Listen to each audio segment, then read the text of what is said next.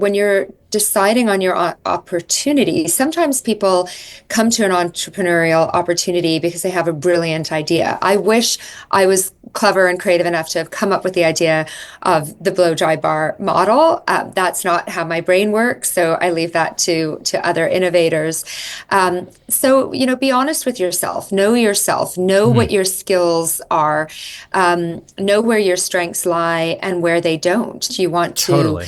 be excited with the service or product you're delivering, but it's also about the skill set required. And if the franchisor has done a good job of educating you as to what it takes, what those core competencies are, what a day in the life looks like, if you've had the opportunity to have some good, honest conversations with franchisees in the system, then you really have to be honest with yourself as the prospective entrepreneur to say, is this me? Is this a good fit for me?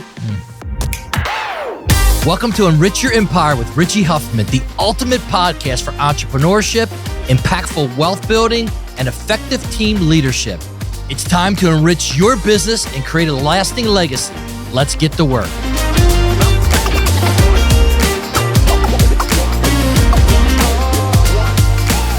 Hey guys, welcome back to Enrich Your Empire with Richie Huffman. On this podcast, we talk a lot about entrepreneurship and how to make that transition. And this is the segment that you want to listen to, guys. We just wrapped up with Vanessa Yakobson. This story is the entrepreneur's dream. She grew up in a household that watched her parents climb the corporate ladder, then married into a very successful entrepreneur family. So when Vanessa started, she began in the corporate world, took those skills, went into philanthropy. With that experience, Vanessa now is the CEO of Blo Blow Dry Bar with 130 franchise locations across the United States and Canada. We had a great conversation about her mindset and what it took to go from the corporate mindset into entrepreneurship. I hope you guys enjoy the show. Hey guys, welcome back to Enrich Your Empire with Richie Huffman. The whole purpose of this podcast is to really share my 31 years of being an entrepreneur and the tricks and the traits and the strategies that we use in all of our different businesses. And hopefully you guys are learning something from listening to this. And also one of my goals is to help folks discover entrepreneurship and get out of the corporate world and become entrepreneurs.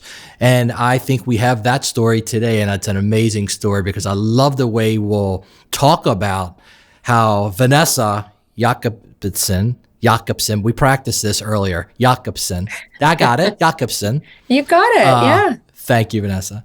Has really done that in her life. And so I'm super excited to have you on and thank you for joining us, Vanessa. Thank you for having me. I'm excited to be here.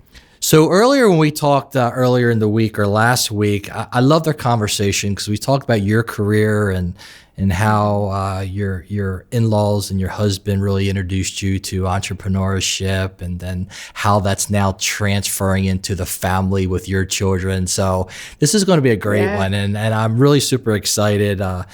I wish a lot of families really operated this way, and especially showing their children that path to entrepreneurship and really showing that mom and dad are chasing their dreams. And on the other side of those dreams, dreams do come true. So let's get into it. And let's start by talking a little bit about your journey and how you became really the CEO of Blo Blow Dry Bar here.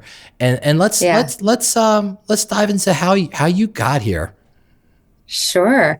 Oh gosh, I don't know how far back to start, but just on the story of the entrepreneurial journey, I grew up in a household with a father who was climbing the corporate ladder. We immigrated to Toronto, Canada, from South Africa in the late 70s, and my father came with obviously perfect English, and not only an MBA, but also a PhD in finance. So he was really set up to be successful in the corporate world, got a job before we even emigrated, etc. And so that's what I knew. I knew climbing a corporate ladder. That was exciting to me. I dreamed of becoming a business leader one day. Contrast that with my husband's family's entrepreneurial and immigration story. His parents came from Latvia. They spoke Russian. They didn't speak a word of English. So for them, moving to Canada, it was more about necessity. They didn't have a nice big job at the bank waiting for them. They had no choice but to be entrepreneurs. And they became very successful in that journey. And my husband, as an only child, really grew up alongside them in the family business, which was in furniture retailing.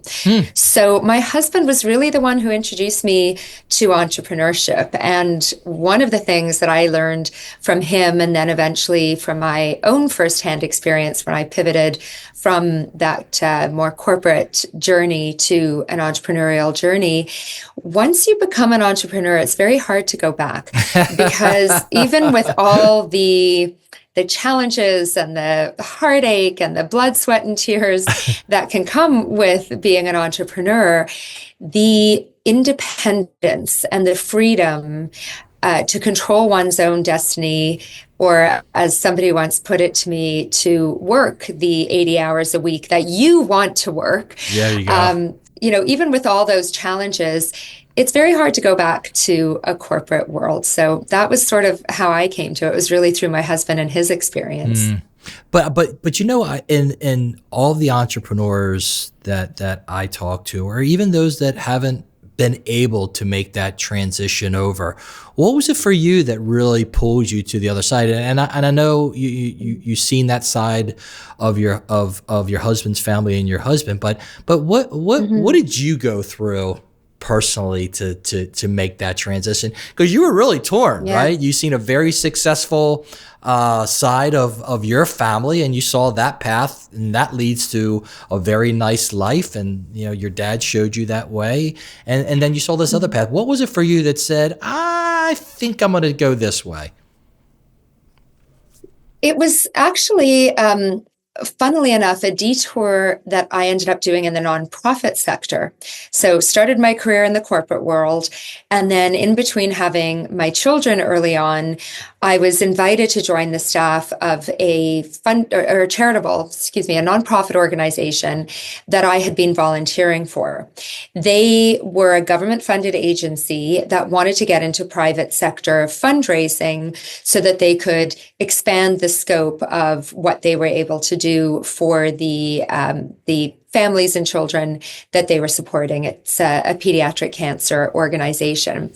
So I decided to join their staff to spearhead their fundraising efforts. And I was there for 11 years, during which time I had the opportunity to create the fundraising infrastructure from scratch. It didn't exist. There was no one else in the organization that had done it previously.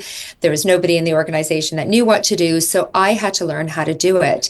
And what I came to realize was that it was almost my entrepreneurial journey within this organization, because I had to learn everything about fundraising. I'd never done fundraising other than a little bit of volunteering. So what did professional fundraising look like? What infrastructure did I need? How was I going to go and build the brand of this organization that operated entirely behind the scenes? If you didn't work for the Ministry of Health or one of the pediatric cancer hospitals, you would not have known that this organization existed. Now, we needed the community to know, the affected families as well as the people who were going to become our donors. So everything I did for this organization in my 11 years was really building a business. It took me a while to realize that, because when I decided I wanted to go back into the business world, I had a bit of a panic that, oh my goodness, I forgot to become a functional expert. I forgot to become a marketing professional or a finance professional. I have no skills, until I realized I had developed a general management skill set.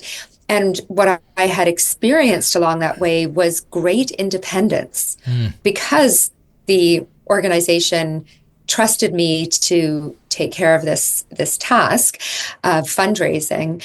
I had been given a great deal of independence. So I knew it was going to be very hard for me at that point to go back into a corporate setting. I'd also been fortunate over the time of being with this organization that I was able to say, just had a child. I'm going to take this many months off and now I'm going to come back part-time. Okay, now I'm ready to come back full-time.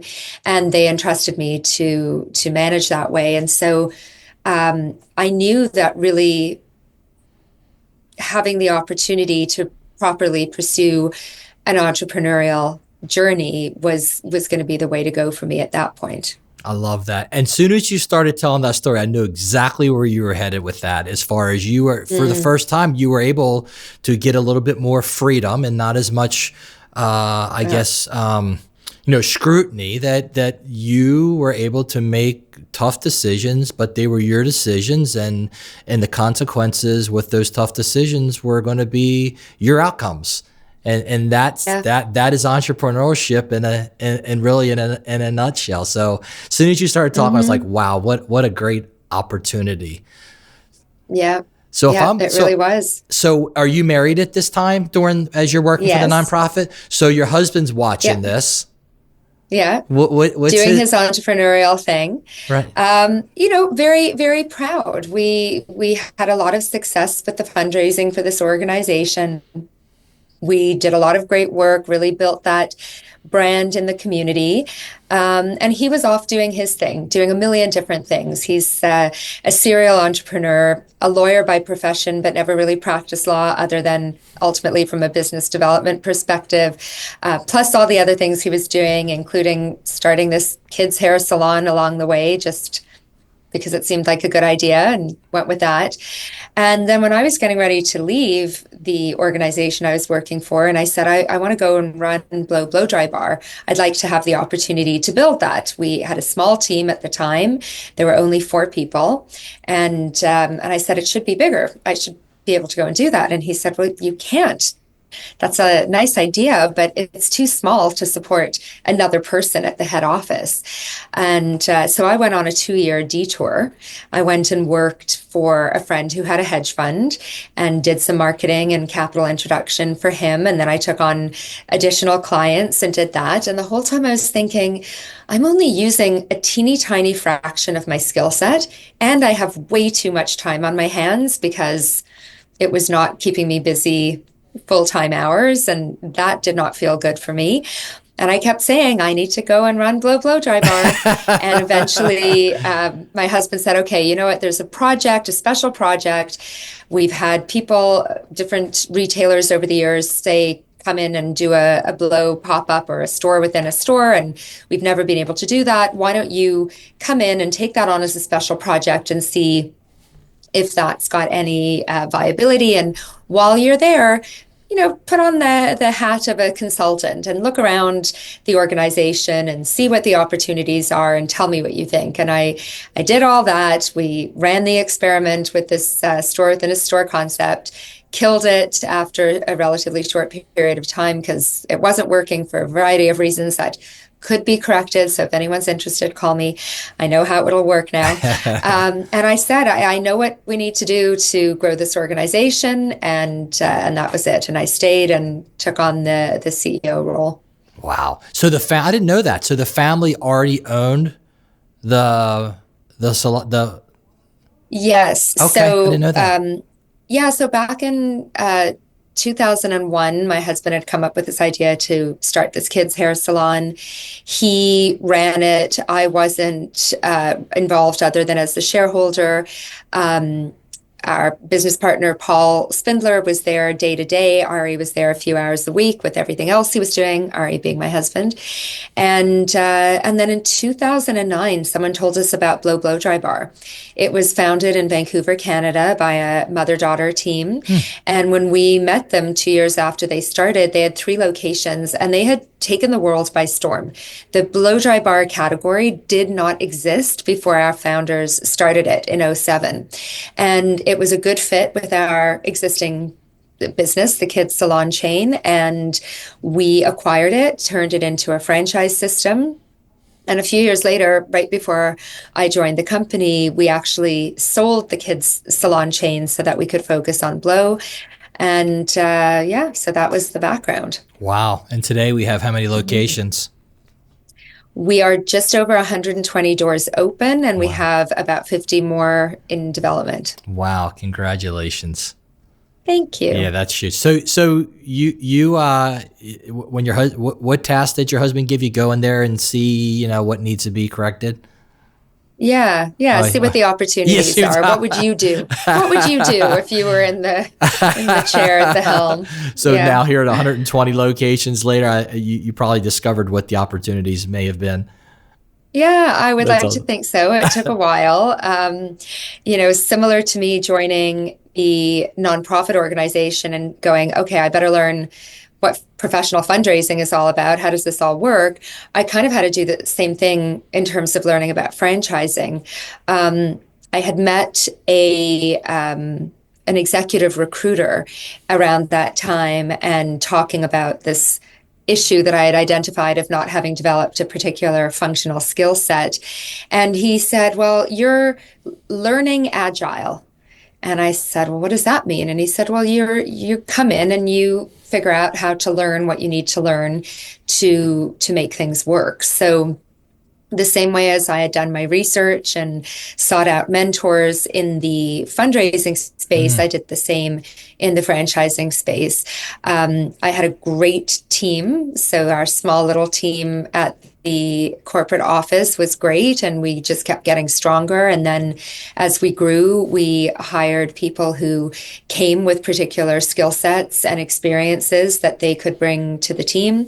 The world of franchising is wonderful in that people are very generous with their knowledge sharing.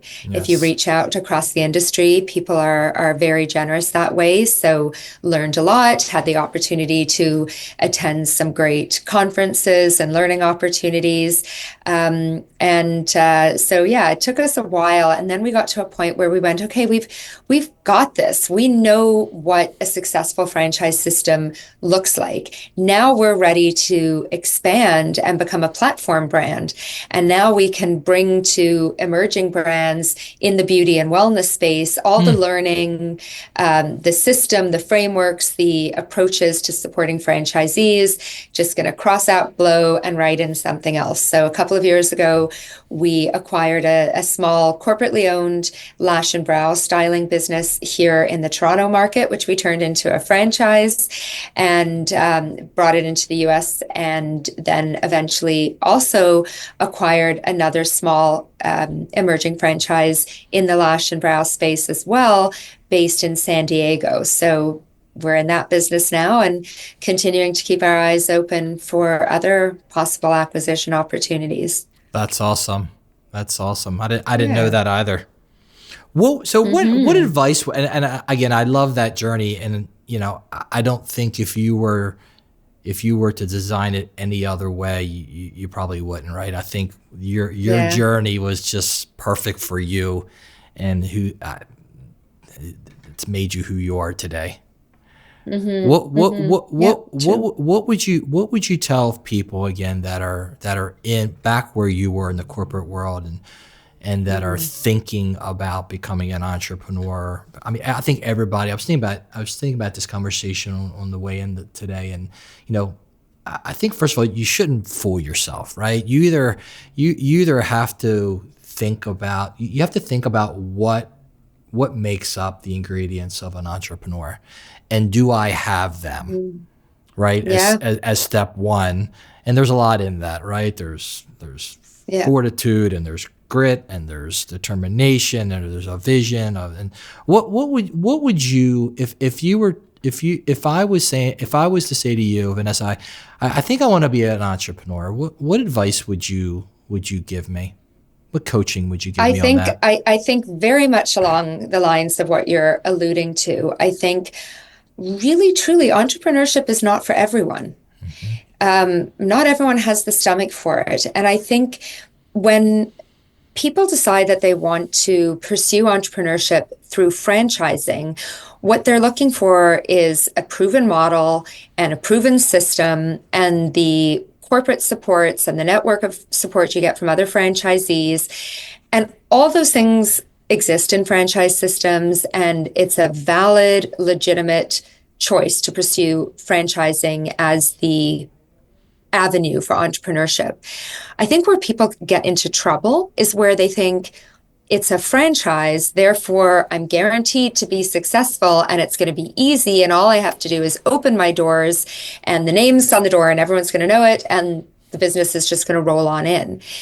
That's not true. Building a successful franchise takes as much effort, money, as you say, fortitude, as I said earlier, blood, sweat, and tears, Yeah. as building any business, even though you have all the advantages that a franchise system brings. And so we've had people come into our system over the years who get to a point where they go, oh my goodness, what have I done? I don't think I can stick this out.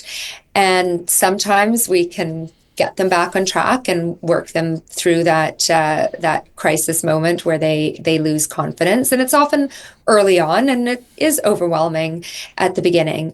And sometimes it's true that this is really just not for them. Yeah. And maybe they were better in the corporate world with the limitations, but also with the safety of those guardrails. Totally.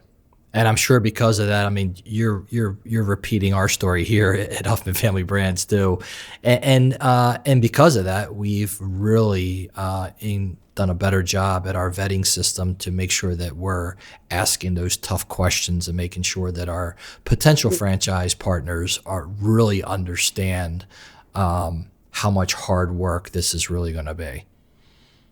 Yeah, I think it's so important because when we bring people into our systems, we want them to be successful. We're only successful if they're successful. Yep.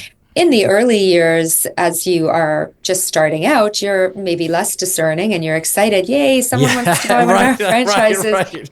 And you also don't know what you don't know, right? It takes some time to go, okay, now I understand what characteristics, skill sets people should come into this model with in order to be successful. Totally. So it can take a bit of time to refine that. But I remember our vice president of franchise operations, who has been with the company now the same 10 years that I've been there. She joined me once on a meeting with a candidate. He actually flew up from the States to our office in Toronto. And we were talking about staff management. And after he left, I said to her, oh my goodness, I think you really scared him about the staff management piece. And she said, good. Well, good. If it scares him, he shouldn't do this. That's right. And I went, oh my goodness, you're so right. And so we try very hard to be transparent with our candidates. We want to make sure through the discovery process that they really understand what it takes to make this business work. And we really want them to talk to other franchisees in our system. Yeah, we want them to find the ones who are successful so that they can learn what they did to be successful and say, can I replicate that success? Do I have what it takes to do what they did? And we want them to talk to the ones who are maybe not as successful so that they can look and say, could I deal with those challenges that they've faced? And do I see where they might have gone wrong and believe that I can correct it? So ensuring that we have that transparency through the discovery process is so important, because it's like holding a mirror up for those candidates to say, does this mirror reflect back to me? You know, am I seeing myself reflected back in what I'm learning about this franchise system and the role that a franchisee needs to play and the experiences that franchisees have in this model? I mean, I think some franchise brands, Vanessa, never get to understand what you just said. Never, right? It's just like award, and you know, if they make it, they make it. If they don't, they don't. But man, when you really are honest with your franchise partners, and because ultimately, listen, I feel responsible for their success, and so if we're not upfront with them, and let them know we're not. First of all, we're not looking for investors. We're looking for owner operators. And I think we've turned this into 4 things that I share with you. Hopefully this will be a takeaway for you. Is that number 1, you got to be fully invested. And that doesn't mean showing up to your store or to your salon or to your school. That means like you're fully invested in the operations of Mm. this business. Number two, we have 9 core competencies that we believe make a great partner of ours. You have to be growing in those competencies, and our Mm. FBC, our franchise business consultant, is ultimately responsible for helping you grow in those competencies. Number three, that you're going to uphold the brand standards, and number Hmm. four, you're going to use our tools and our processes. But the number one ingredient in all Yeah. of that is your full engagement in the business. You will be Yeah. responsible for the interview process of each person that works for you. Hmm. You will be responsible for every single visit, every single family that comes into one of our schools and participate in that tour. Not just watch from afar and let your director do it, or no, Yeah. no. We chose you as a partner in this business. We didn't choose the people that you've hired. We chose you. Yeah. So we expect you to be the face and the front of this business.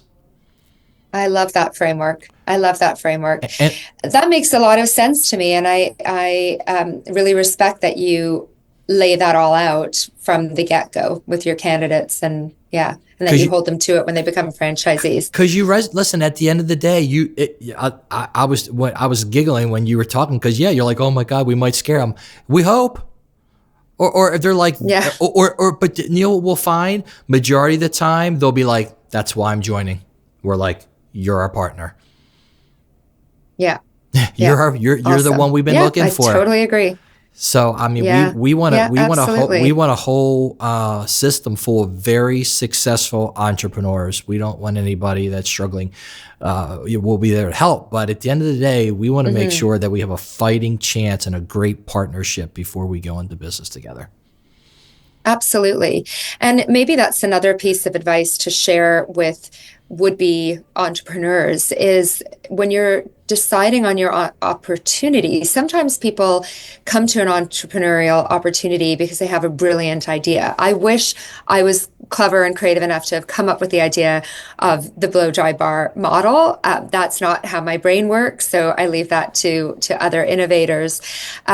So, be honest with yourself, know what your skills are, know where your strengths lie and where they don't. There are a million different directions you can go in as an entrepreneur. Even if you decide that franchising is your path to entrepreneurship, there are a million different franchise opportunities. And sometimes it is about relating to the content. As one of my franchisees said when she started looking many years ago, she said the lawn care franchises were just not exciting for me. Yeah, And so the sort of content of the business model, if you will, is important. You want to totally.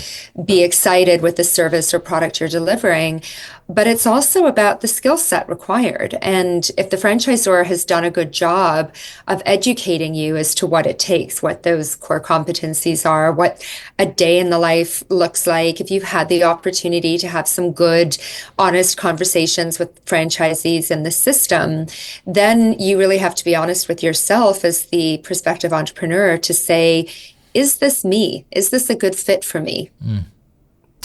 It's almost like we grew up in reading the same playbook of franchising. Because I'm telling you, when we first started, and I'm sure you can relate to this, the conversation that we're having right now is very uncommon. Hmm. This philosophy is Yeah. very uncommon that you and I are sharing together. That's why I'm smiling, because it's just great to have a conversation with somebody that has the same beliefs and the same values and the same philosophy in the franchising world. Because I think it's rare, to be honest with you. Yeah, I don't know if it's rare or not rare. I know it's not consistent. I know not every franchise system um, shares those values. And yeah, sometimes it's about getting the sale, and sometimes the salespeople drive the sales and ride off into the sunset with their pockets full of Right. cash, and they don't have to care. But when Right. you're in the system, and maybe for you and for me, because these are our own companies, we're in it for the long haul, we're not just hired guns. Um, we we are invested in the success of our franchisees. Yes, because we are only successful if they're successful, but also because we care. You don't want the Totally. people who are coming into your system to fail. It's like I always say, when somebody becomes a Blo franchisee, we recognize that as a great privilege and a great responsibility. They Sure. are entrusting us with their family's wealth. They are entrusting us with their entrepreneurial dreams. Totally. We Mm. need to do right by them. And that starts with making sure that we believe they have what it takes, Mm. your 9 core competencies, or we talk about our strands of success, to use a hair Oh, analogy. very cool. I love Um, that. yeah, we try to be clever with our words at Blo Blow Dry Bar. Um, it starts with really making sure, and sometimes it's really hard to turn away candidates who really, really want to do it.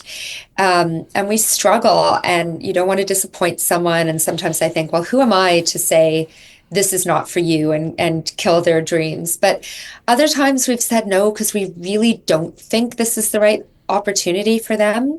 Mhm. Um, and, we know it's for the better in the end. Yeah. I think that's the sign of a mature CEO or a mature leader when you have the courage to do that, right? When Yeah. I tell them all the time, you don't hate me for caring so much, right? Because I'm gonna Right. push because I'm gonna push you, and it's gonna be I'm uncomfortable. laughing because I think I said something along Really, those lines I to know my this is this. 19-year-old daughter. No, to my daughter. Right. Yeah. It's so true. It's like, don't hate me for caring Yeah. so much because I'm going to give you Right. all I have. And I'm going to be honest with you because I care about your success that much. And, Yeah. and Yeah. sometimes you don't see it, but we see it because we've been doing this for so long. So, Hmm. and we're going to do that every time, whether that's a no, we've decided to not move forward with this partnership, or pushing them to be better than they're giving us because we know they have it within them. Yeah, absolutely. I agree with that. On that point, I had a conversation or several conversations with a franchisee who had those early panics, those first year panics. I don't know if I can do this. Things aren't going the way I expected. Um, and I said to them, we like you said, we chose you. We picked you Mm. because we believe that you have what it takes. And it's so exciting to see now how this particular Oh, that's franchisee has been awesome. able to Oh, get past. And it's because she really embraced what our system was offering. yep. She really said, okay, I want to learn. I want to use the resources available to me in the system. Yeah, I'm so excited to see how she's gotten past those perhaps self-imposed hurdles Mm. and the early challenges that any new business can have getting off the ground. So yeah, it's exciting and rewarding. Well, listen, I am super excited for you. I'm psyched. I'm super excited to watch the growth that's about to happen with you because with that mindset and Thank that you. vision, seriously, you're. I can't wait to see how this thing really looks in the future. I know it's going to be bright. So, Amazing. congratulations. Thank Yeah, you. congrats. Seriously, it's just like you said. Like Mhm. we're using some of the same words, and those words and those beliefs and those values are exactly what builds great companies. So, I really admire your leadership and that type of mindset and belief system that you have. So I wish you all Thank the you. I wish appreciate that. yeah, and hopefully today we inspired some others and we gave them some things to think about as they consider Hmm. franchising or entrepreneurship.